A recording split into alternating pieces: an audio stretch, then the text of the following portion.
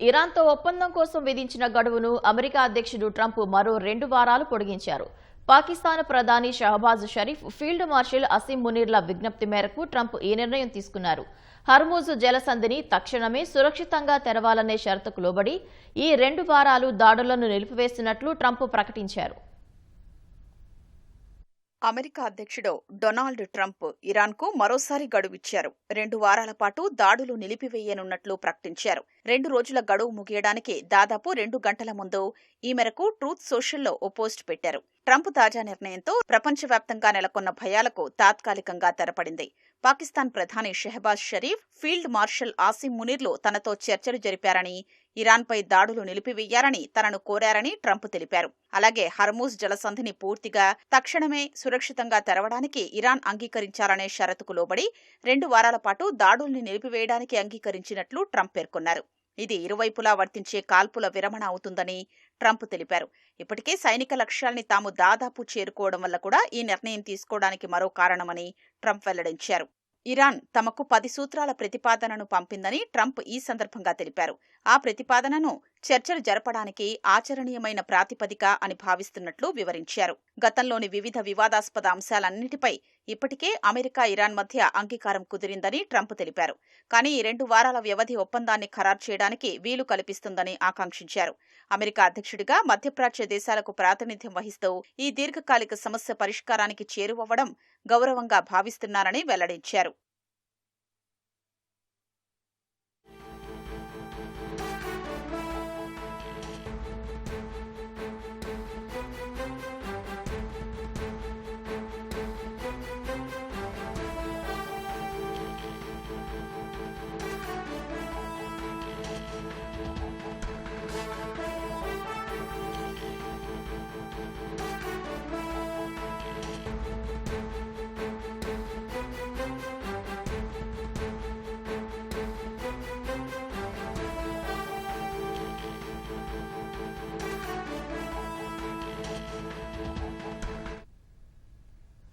అమెరికాతో 2 వారాల కాల్పుల విరమణకు అంగీకరించినట్లు ఇరాన్ అత్యున్నత జాతీయ భద్రతా మండలి తెలిపింది.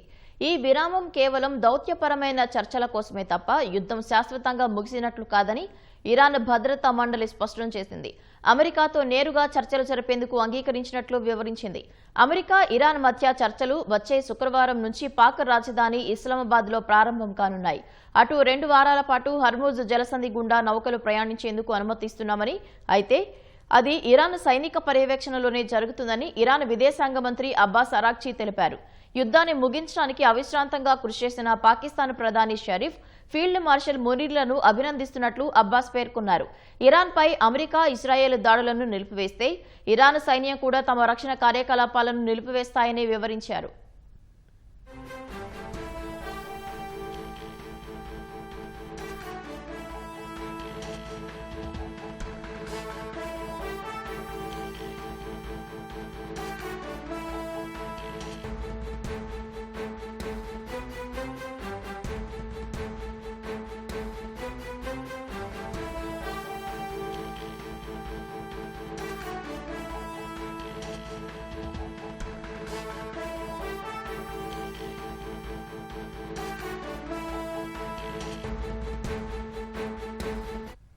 అమెరికాతో 2 వారాల కాల్పుల విరమణకు అంగీకరించినట్లు ఇరాన్ అత్యున్నత జాతీయ భద్రతా మండలి తెలిపింది. ఈ విరామం కేవలం దౌత్యపరమైన చర్చల కోసమే తప్ప యుద్ధం శాశ్వతంగా ముగిసినట్లు కాదని ఇరాన్ భద్రతా మండలి స్పష్టం చేసింది. అమెరికాతో నేరుగా చర్చలు జరిపేందుకు అంగీకరించినట్లు వివరించింది. అమెరికా, ఇరాన్ మధ్య చర్చలు వచ్చే శుక్రవారం నుంచి పాక్ రాజధాని ఇస్లామాబాద్లో ప్రారంభం కానున్నాయి. అటు 2 వారాల పాటు హర్మూజ్ జలసంధి గుండా నౌకలు ప్రయాణించేందుకు అనుమతిస్తున్నామని, అయితే అది ఇరాన్ సైనిక పర్యవేక్షణలోనే జరుగుతుందని ఇరాన్ విదేశాంగ మంత్రి అబ్బాస్ అరాక్చీ తెలిపారు. యుద్ధాన్ని ముగించడానికి అవిశ్రాంతంగా కృషి చేసిన పాకిస్తాన్ ప్రధాని షరీఫ్, ఫీల్డ్ మార్షల్ మునీర్లను అభినందిస్తున్నట్లు అబ్బాస్ పేర్కొన్నారు. ఇరాన్పై అమెరికా, ఇజ్రాయెల్ దాడులను నిలిపివేస్తే ఇరాన్ సైన్యం కూడా తమ రక్షణ కార్యకలాపాలను నిలిపివేస్తాయని వివరించారు.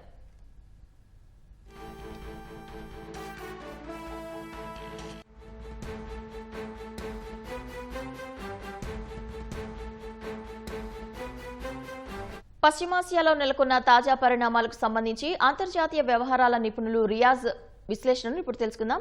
రియాజ్ గారు నమస్తే అండి.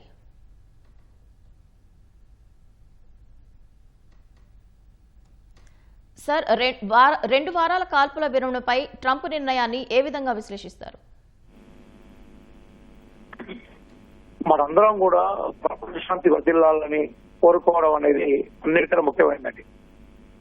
ఇప్పుడు ట్రంప్ ఏ పూట ఏం మాట్లాడుతున్నాడు, ఏ సందర్భంలో ఏం చేస్తున్నాడు అనేది ఎవరికి అర్థం కాని విషయంగా ఈ రోజు ప్రపంచ రాజకీయాలు ఉన్నాయి, జియో పాలిటిక్స్ ఉన్నాయి. కాల్పుల విరమణ అనేది కొంత ఉపశమనాన్ని ఇస్తుంది. సడన్ గా నిన్న ఎవరికి చాలా పేరాపలు ఆయన చేశాడు, ఇరాన్ లో నాగరికతతో వచ్చేస్తున్నారు. ఈ నాగరికతను మనం ఎంతో కష్టపడి ఎంతో శ్రమ కూర్చి నాగరికత నిర్మించిన మానవ సమాజం మనది. ఆ నాగరికత తుడిపేస్తాము, నాగరికత తీసేస్తామని ప్రకటించడమే మానవీయ విలువలకు కానీ నాగరికత ధర్మానికి కానీ విరుద్ధమైంది. ఇప్పుడు ట్రంప్ ఏమైపోయిందంటే భూత యుద్ధం తప్ప వేరే మార్గం లేదు. ఎందుకంటే ఏ ప్రపంచంలో ఏ దేశం అయినా కూడా ఏ సైడ్ ద్వారా ఒక దేశాన్ని జయించే సందర్భాలు ప్రపంచంలో ఎక్కడ కనిపించాలి. భూతల యుద్ధం ఇరాన్ మీద చేసి ఇరాన్ గెలవడం అనేది అంత ఈజీగా కనిపించే అవసరం కాదు. ఎందుకంటే ఇరాన్ కూడా చాలా బలమైన సైన్యం ఉన్నది. అమెరికాకు ఇరాన్ మధ్య కూడా విపరీతమైన భౌగోళిక డిస్టెన్స్ ఉంది, అంటే విపరీతమైన భౌగోళికంగా దూరం పంపన్నది. కాబట్టి ఈ రోజు ఇరాన్ ప్రధానంగా భూతల యుద్ధానికి సిద్ధపడినట్టుగా మనకు తెలుస్తున్నది. దానికి వాళ్ళు ఆల్రెడీ ఇస్లామిక్ రెవల్యూషనరీ గార్డ్స్ తో పాటు 10 లక్షల సైన్యం, మళ్ళీ 12 సంవత్సరాలు దాకా 11 సైన్యంలో చేర్చాలనే ఒక పిలుపును ఇరాన్ ఇచ్చింది. కాబట్టి కొంత తాత్కాలికంగా విరామాన్ని ప్రకటించడం అనే దాన్ని మనం తీసుకోవాలి. అదే రకంగా అమెరికా ప్రధానంగా ఇరాన్ లో చాలా స్థావరాల మీద చాలా ప్రాంతాల మీద దాడి చేసినప్పటికీ అమెరికాకు సంబంధించిన ఆర్థిక నష్టాన్ని కూడా అదే స్థాయిలో ఇరాన్ చేసింది. మన దగ్గర గణాంకాల ప్రకారం దాదాపుగా 40 ఎయిర్ క్రాఫ్ట్స్ ని అమెరికా ఇరాన్ సంబంధించిన ఎయిర్ క్రాఫ్ట్స్ పూర్తి చేస్తే అంతే సంఖ్యలో ఇరాన్ కూడా అమెరికా ఎయిర్ క్రాఫ్ట్స్ పూర్తి సందర్భాలు ఉన్నాయి.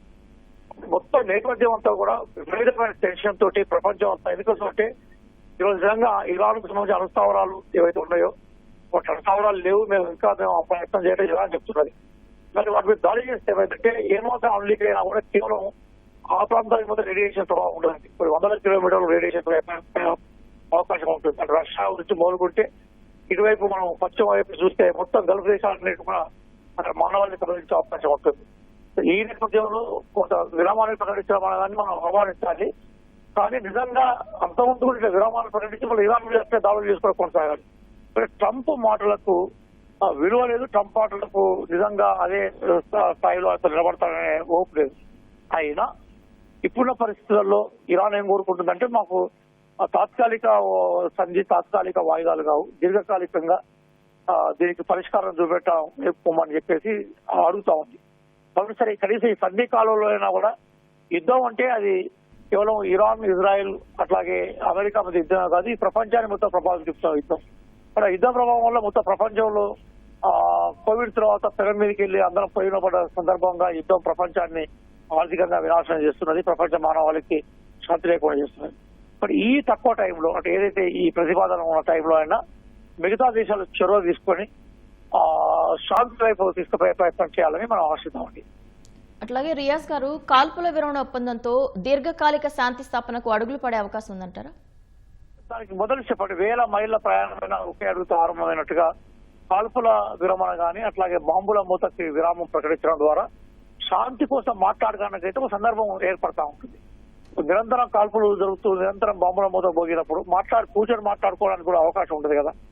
ఈరోజు టర్కీ, పాకిస్తాన్ అట్లాగే ఈజిప్ట్ ఆధ్వర్యంలో కొంత శాంతి కోసం ప్రయత్నాలు జరుగుతున్నట్టుగా కొన్ని ప్రపోజల్స్ పెట్టారు. ఇరాన్ 15 ప్రపోజల్ నుంచి తన ప్రపోజల్స్ ని 10 ప్రపోజల్స్ కి తగ్గించుకున్నది. అందులో ప్రధానంగా హార్మోజ్ జలసంధికి సంబంధించి చర్చ జరుగుతూ ఉన్నది. ఇప్పుడు మిగతా గల్ఫ్ దేశాలు ప్రధానంగా ఏంటంటే అక్కడ ప్రజాభిప్రాయం కూడా అమెరికా చేసిన దాడులకు వ్యతిరేకంగా ఉంది. ఎందుకంటే గల్ఫ్ దేశాలు కూడా ఎంత నష్టపోవాలంత నష్టపోయే ప్రయత్నంలో ఉన్నాయి, నష్టపోయినాయి కూడా అవి. అలాగే ఇజ్రాయెల్ పూర్తిగా లెబనాన్ మీద భీకరమైన దాడులు చేస్తూ సదరన్ లెబనాన్ ఆక్రమించే ప్రయత్నం చేస్తా ఉన్నాయి. అయితే కనీసం కొంతకాలం ఈ విరమణ ప్రకటించడం ద్వారా కాల్పుల విరమణకు కానీ బాంబుల మొత్తం కానీ విరామం ఇవ్వడం ద్వారా ఏమైందంటే మాట్లాడుకోవడానికి నెగోషియేషన్స్ కి అవకాశం ఉంటుంది. ప్రపంచ చరిత్ర మనకి ఏం చెప్తా ఉందంటే ఎంత పెద్ద సంఘటన అయినా, ఎంత పెద్ద యుద్ధాలనైనా, ఎంత పెద్ద అంశాలైనా కూడా చర్చల ద్వారా పరిష్కరించుకోవాలనే విషయాన్ని ప్రపంచ చరిత్ర మనకు చెప్తా ఉంది. అంతకుముందు అమెరికా వియత్నాం మీద దాడి చేసినప్పుడు కానీ, ఆఫ్ఘనిస్తాన్ మీద దాడి చేసినప్పుడు కానీ, పెద్ద సక్సెస్ గా సందర్భాలు కూడా మనం చూస్తాము. మళ్ళీ అమెరికా సైన్యం వెనక్కి వచ్చేసింది. అంటే ఒక దేశంలో ప్రజాభిష్టానం సిద్ధంగా లేనప్పుడు, ప్రజలకు అధికార మార్పును కోరుకున్నప్పుడు బయట నుంచి నువ్వు ఎంత మార్పు కోసం ప్రయత్నం చేసినా కూడా ఆ మార్పు అనేది వర్ధిల్లే అవకాశం ఉండదు. మరి ఆ నేపథ్యంలో అమెరికా ఈ రోజు అసలు టెంపరీగా అందరం కూడా నిజంగా ఏదో ప్రళయం వచ్చే అవకాశం ఉంటుంది. ఎందుకంటే ఈ రోజు మామూలు మూత కనుక అట్లే కొనసాగితే రేడియేషన్ లీక్లే ఉంటే దాన్ని ఎవరు ఆపలేరు. 100 సంవత్సరాలు కొన్ని సంవత్సరాలు ఉంటుంది. ఎప్పుడో అమెరికా 1947-48 లో హిరోషిమా, నాగాసాకి ఈ జపాన్ నగరాల మీద చేసే దాడి ఏదైతుందో ఆ దాడిలో ఇప్పటికి కూడా అక్కడ చిన్న గడ్డిపోస కూడా మొదలైన సందర్భాలు ఉన్న నేపథ్యం అది. కాబట్టి ఆ నేపథ్యం మనకు తెలుసు. అప్పుడు రెడ్యూల్ బాంబులను ప్రయోగించే నేపథ్యం. ఇప్పుడు ఇంకా అమెరికా బాంబరింగ్ కెపాసిటీ పెరిగింది. ఈ రోజు ఇట్లాంటి అణు బాంబులను ప్రయోగించే ప్రయత్నాలలో అమెరికా ఉన్నప్పుడు ప్రపంచం మొత్తం నాశనమయ్యే అవకాశం ఉంటుంది. రెండో వైపు మొత్తం ప్రపంచ వాణిజ్యాన్ని 20-30% ప్రభావితం చేస్తున్న హార్మోజ్ జలసంధి కూడా అలకల్లోలంగా ఉన్నది. అక్కడి నుంచి పడవలు సాఫీగా పోయే అవకాశం లేదు. ఎగుమతులు దిగుమతులు ఇబ్బందిగా ఉన్నాయి. ప్రధానంగా భారతదేశం లాంటి ఆర్థిక వ్యవస్థ ఏదైతుందో, అంటే ఆయిల్ ఆధారిత ఆర్థిక వ్యవస్థ ఏదైతుందో అది విపరీతంగా ఇబ్బందులకు గురవుతుందని చెప్పి స్వయంగా మన ఫారిన్ మినిస్టర్ ప్రకటించారు జయశంకర్ గారు. కాబట్టి ఇవన్నిటి నేపథ్యంలో అమెరికా ఈ రోజు ఆ ప్రకటన ఏదైతుందో దాని వెనుక మనం చూడాల్సింది ఏంటంటే నెగోషియేషన్ చేయాల్సిన బాధ్యత ఉంది. ప్రపంచ దేశాలు కూడా అమెరికా దుందుడుకు వాళ్ళకి ఫుల్ స్టాప్ పెట్టాల్సిందిగా ట్రంప్ మీద ఒత్తిడి తీసుకురావాల్సిన అవసరం ఉన్నది. ఇప్పటికీ అమెరికా ఏకాకి అయిపోయింది. నాటో దేశాలు ఏవి సహకరించట్లేదు. అలాగే అమెరికా ప్రజలు కూడా విపరీతంగా రోడ్ల మీదకి వచ్చి వేల సంఖ్యలో, లక్షల సంఖ్యలో ప్రదర్శన చేస్తున్నారు దానికి వ్యతిరేకంగా. బట్ ఇవన్నిటి నేపథ్యంలో శాంతి వైపు తీసుకుపోయే క్రమంలో ఖచ్చితంగా ఈ కాల్పుల విరమణ కానీ, ఈ బాంబుల మూతకు విరామాన్ని ప్రకటించడం కానీ ఉపయోగపడుతుంది అనేది అంతర్జాతీయ విశ్లేషకుడుగా నా అభిప్రాయం.